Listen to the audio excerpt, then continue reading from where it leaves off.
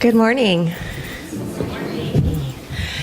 So today is a very special day. We are starting our first day of our religious exploration classes for this fall season. And I wanted to thank you all for your participation and attendance and just enthusiasm for our fall party last week. We all had such a wonderful time. And I especially want to thank all of those who helped put it on and bring us together, and everybody who volunteered to be an RE teacher for this coming year. Thank you so much. You might have remembered we had some games last week, and I wanted to announce the winners of our games. So we had a Guess the Pumpkin Seed contest, and there were 247 pumpkin seeds in here, and our winner guessed 242. Pretty good. So, Jim Pearson, you are the man.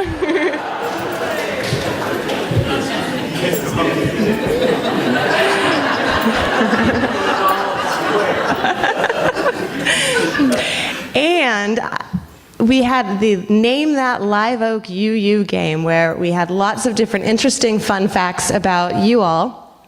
And our winners for this game were a team. Was one of our older generation and one of our younger generation put their heads together, and they came up with the most winning answers. And so our team is Laura Pearson, and Ron Cronenberg. So Laura, here is yours. And Ron, we have your pumpkin waiting for you on our RE table. So today's story is the story that the kids will be learning and working from for the next few RE sessions. And it is a lovely story by Mem Fox called Whoever You Are. If you'd like some more information about what the kids will be studying this the next couple of weeks, you can see our RE table out front. It has some information about the story and also some opportunities to continue to volunteer. So. The story, Whoever You Are.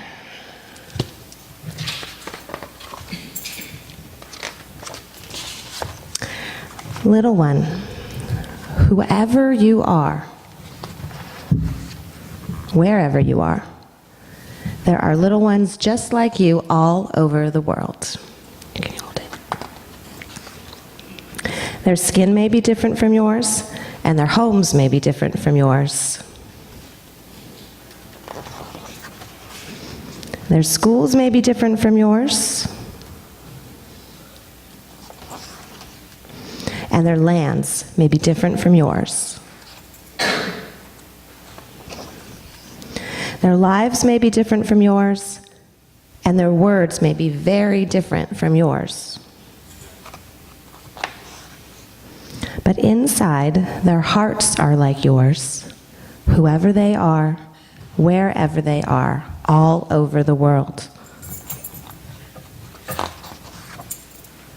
Their smiles are like yours, and they laugh just like you. Their hurts are like yours, and they cry like you too. Whoever they are, wherever they are, all over the world. Little one, when you are older and when you are grown, you may be different. And they may be different, wherever you are, wherever they are, in this big, wide world. But remember this: joys are the same, and love is the same. Pain is the same, and blood is the same. Smiles are the same, and hearts are the same, wherever they are, wherever you are, wherever we are, all over the world. The end. So if you'll all join me in singing the kids out to their classes with this little light of mine.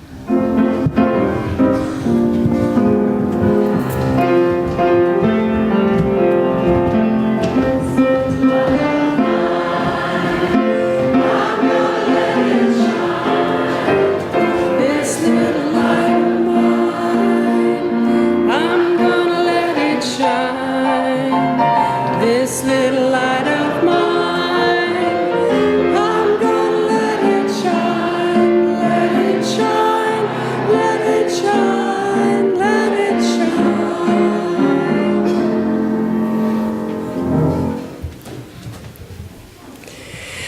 As we invite this morning's offering, we remember that there is more to us and to those around us than what we see on the surface.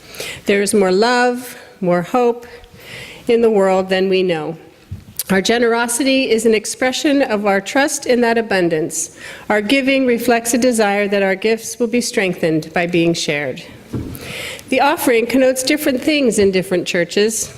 At Live Oak, we share in stewardship to remind ourselves of our own generosity and of our belief that we are most fully alive in both receiving and in giving. The gesture of putting your offering in the basket is a physical symbol of our congregation's larger commitment to sharing what we have with others. The gifts of the congregation will now be most gratefully received.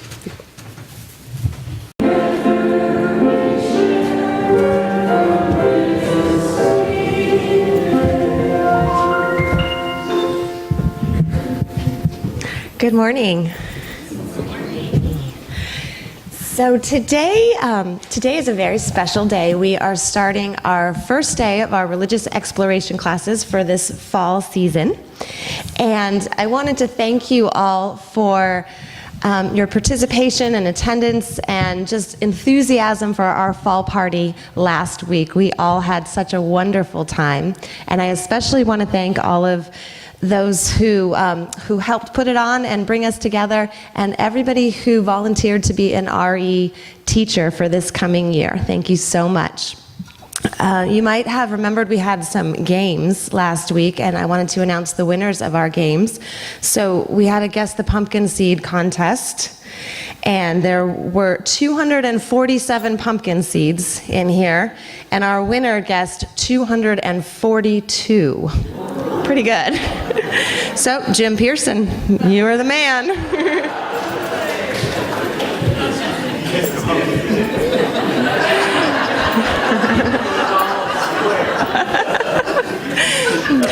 And we had the Name That Live Oak UU game, where we had lots of different interesting fun facts about you all. And our winners for this game were a team. Was one of our older generation and one of our younger generation put their heads together, and they came up with the most winning answers. And so our team is Laura Pearson, and Ron Cronenberg. So Laura, here is yours. And Ron, we have your pumpkin waiting for you on our RE table. So today's story is the story that the kids will be learning and working from for the next few RE sessions. And it is a lovely story by Mem Fox called Whoever You Are. If you'd like some more information about what the kids will be studying this the next couple of weeks, you can see our RE table out front. It has some information about the story and also some opportunities to continue to volunteer. So. The story, Whoever You Are.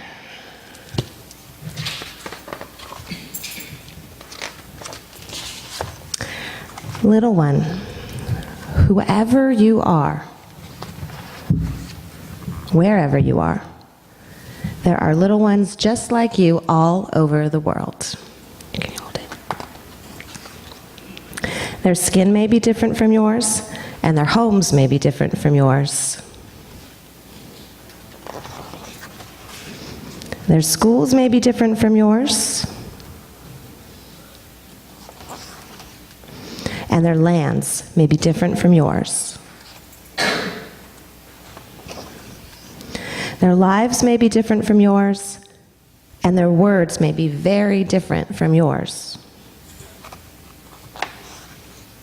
But inside, their hearts are like yours, whoever they are, wherever they are, all over the world. Their smiles are like yours, and they laugh just like you. Their hurts are like yours, and they cry like you too. Whoever they are, wherever they are, all over the world. Little one, when you are older and when you are grown, you may be different. And they may be different, wherever you are, wherever they are, in this big, wide world. But remember this: joys are the same, and love is the same.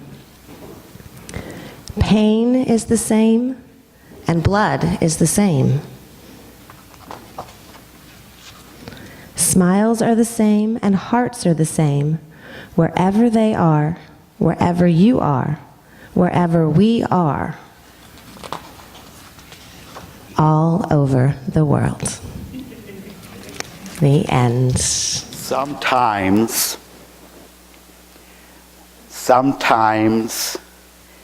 when we look into the face of our human condition, with all its failings and sufferings and injustices, we may conclude that the work of dealing with and repairing things may be downright impossible. We may come to the place that we throw up our hands and say, there is no hope, and I may not be able to go on. I'm sure you know about this feeling of what some people would call despair. And we know there are many examples of it in the world, of people trying to face the impossible odds. Especially, it seems, in the realm of justice and injustice. Martin Luther King may have felt that way as he sat in that Birmingham jail and contemplated the work of the Civil Rights Revolution. Imagine, if you can, sitting in that jail. Dr. King's world was impossible. His people, forever carrying the burden of their slavery in the land of the free, were beginning to demonstrate their resistance to the racist order of things in America. And he was leading that insurgency. And now he was in jail. And King looked at this moral equation and said, to betray oneself is to betray humanity, and vice versa. And King reflected on the deep personal cost of ignoring and obscuring and excusing the suffering of our fellow human beings. And he warns, we will have to repent, not merely for the vitriolic words of and actions of the bad people, but for the appalling silence of the good people. Yes, Dr. King had a dream, but in that jailhouse, he must have at least sometimes concluded that it was an impossible dream. And there are many others who faced the impossible. Nelson Mandela sat in prison also for years. His release, and more importantly, the ending of the cruel injustice of apartheid, were surely impossible dreams. Bishop Tutu must have thought of the impossible dream as South Africa faced the staggering challenges of a new era after apartheid. And you may add your own facing of those odds. It certainly seems as though impossible dreams are a fundamental element of the human condition. The title of this sermon comes from Paul Roget-Loeb's book, The Impossible Will Take a Little While, A Citizen's Guide to Hope in Times of Fear. That's a line from the Billie Holiday song. Some of you may Remember, crazy, he calls me. And the lines say, the difficult I'll do right now. The impossible will take a little while longer. This book, I think, is a kind of Bible of comfort and wisdom for people who despair. Included in it are essays from Nelson Mandela and Bishop Tutu and the Dalai Lama, and Martin Luther King's letter written from a Birmingham jail is included in its entirety. And over the years since this publication, its wisdom has come to me time and time again, and sometimes that wisdom has actually saved me from despair. Loeb wonders what enables ordinary citizens to continue working to heal their communities and to strive for a more humane world despite impossible odds, the perennial obstacles, the frequent setbacks. And he addresses the people who question whether their actions actually matter at all, whether it's worthwhile to continue making an effort. He said, I decided to create this book to remind readers that they belong to a community of like-minded souls stretching across the globe and extending backward and forward into time. But the primary focus is on what moves us beyond mere personal survival, beyond carving out a comfortable private existence, to broader, more enduring visions that can help us tackle the common problems we all face and keep on doing so regardless of the frustrations that we may encounter. Today, fear so dominates American society, he wrote back in 2004 that people hesitate to speak out against such exploitation, worried that they may be deemed unpatriotic or simply ignored and marginalized. How can people who are afraid to voice their beliefs be able to act on those beliefs? The antidote to such paralysis of hope is defiance, resilient hope, no matter what the odds against us may be. Jim Wallace, the editor of the evangelical social justice magazine Sojourners, writes, hope is believing in spite of the evidence and then watching the evidence change. Hope is a way of being in the world, a way of looking at the world. And more than that, it's a way of life in the world. The former president of the Czech Republic, Václav Havel, wrote 3 years before the communist dictatorship fell, hope is not prognostication, it is an orientation of the spirit, an orientation of the heart. On a personal level, I remember the insurmountable impossibilities that I felt in my own human condition as a gay boy growing up in a farm county in northern Ohio way back in the 50s. The impossibility of being released from that harsh reality was so overwhelming that I lived every day instead in denial, completely keeping my mouth shut and my mind shut and my soul shut, and stayed securely in the closet. And now, 50 years later, I know that things have changed for me and for the world. Did you know, for instance, that the National Coming Out Day celebrated its 25th anniversary this past Friday, October 11th? And it was in 1987 that 500,000 people participated in a march on Washington for gay and lesbian rights, which also resulted in the founding of the organization Human Rights Council, which is the group that I hope you would send money to on the occasion of our wedding recently.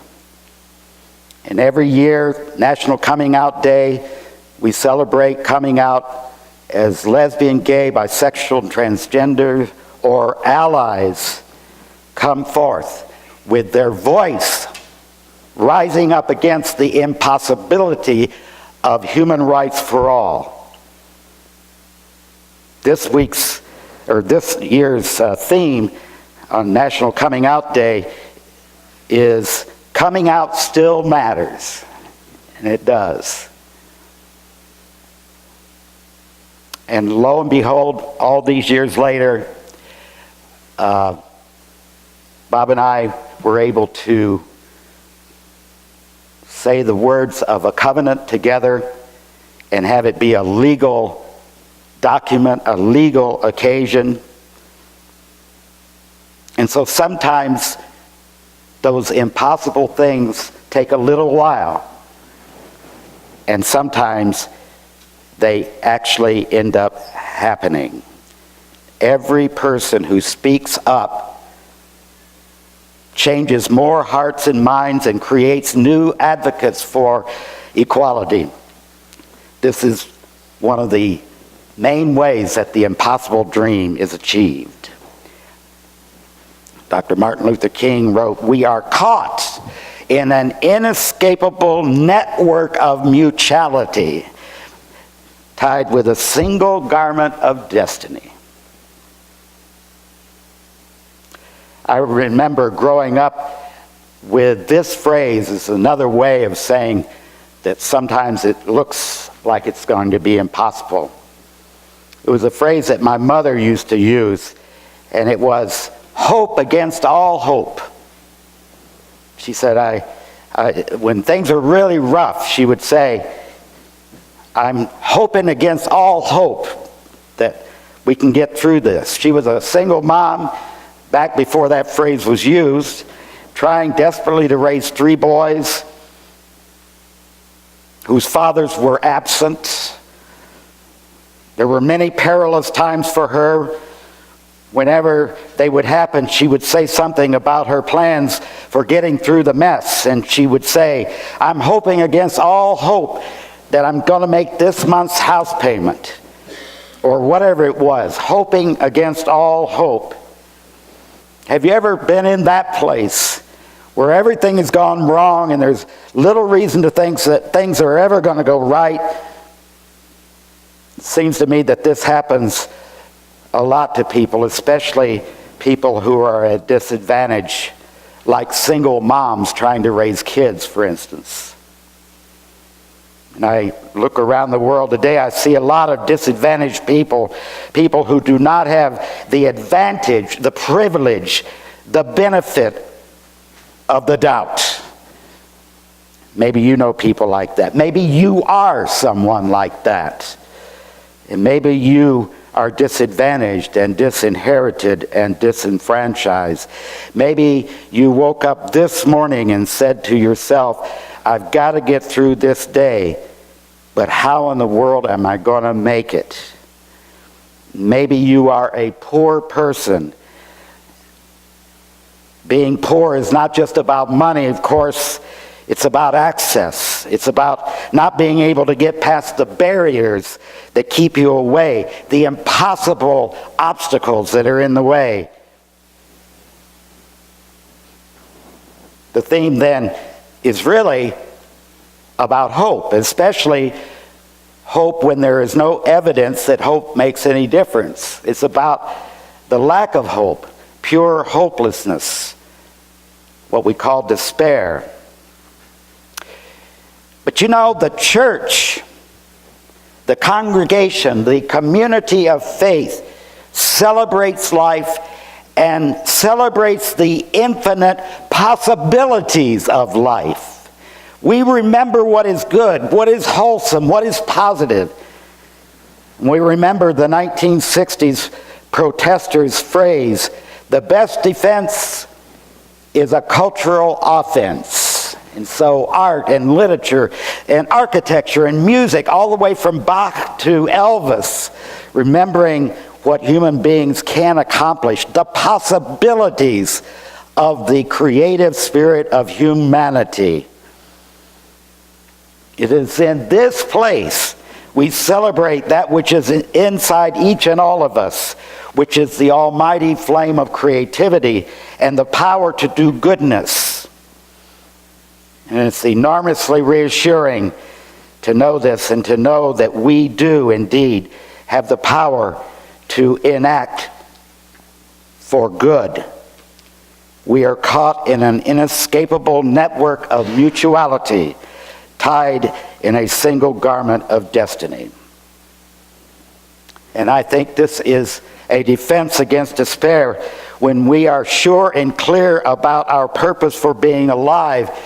It all goes back to that basic question of human existence. Why am I here? What is the reason for my existence? What is my plan?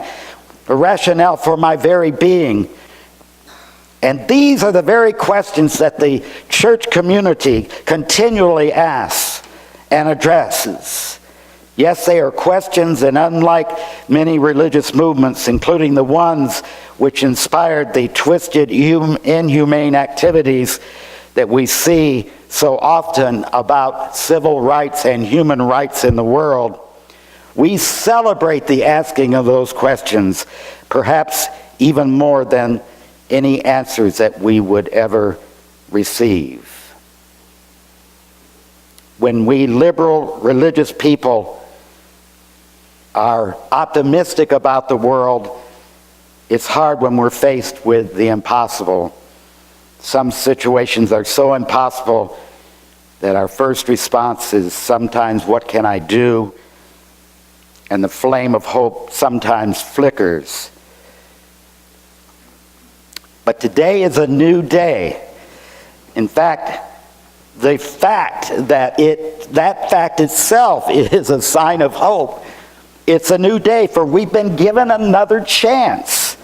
Just by waking up this morning and looking around to see that the world is still there and the sun came up and that I can still make decisions about what I want to do, the new day says, if nothing else, there are some things which are possible.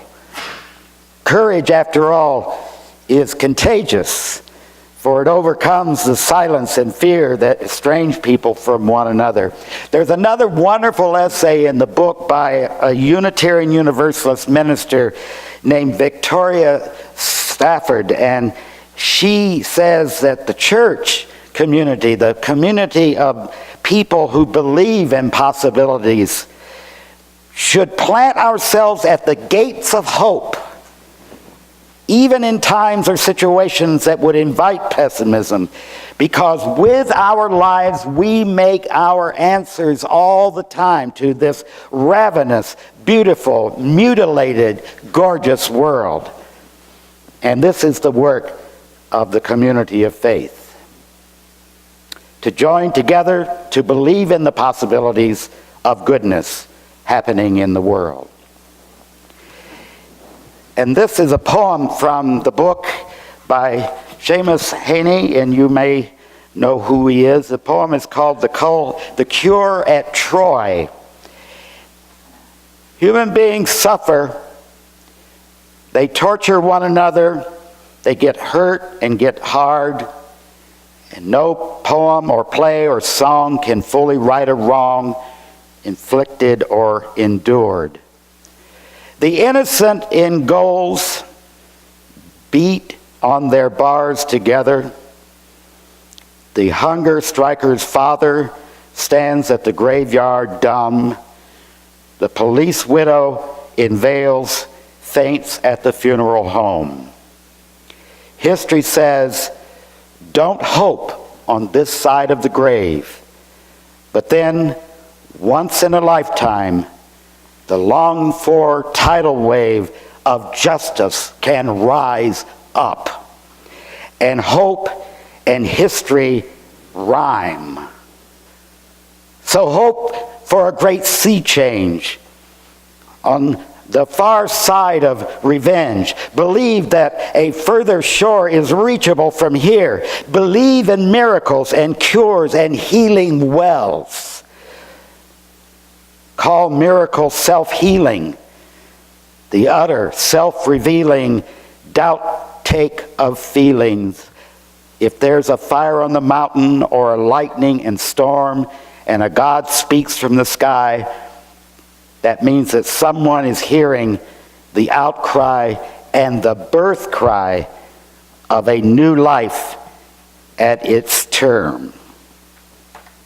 There is hope, and we've only begun to love the earth and to love that hope. And so we've only begun to imagine the fullness of life. How could we tire of hope?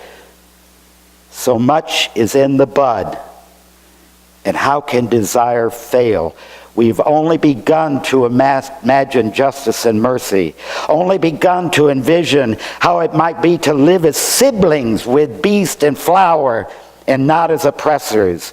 Surely our river cannot already be hastening into the sea. Surely it cannot drag in the silt all that is innocent. Not yet, not yet. There's too much broken that must be mended. Too much hurt that we've done to one another that cannot yet be forgotten. We've only begun to know the power that is in us if we would join our solitude to the communion of struggle. So much is unfolding that must complete its gesture. So much is in the bud. Denise Levertoff's words, not too long before she passed away. There is hope, and so much is in the bud that will flower into our world of human dignity and worth and blessing.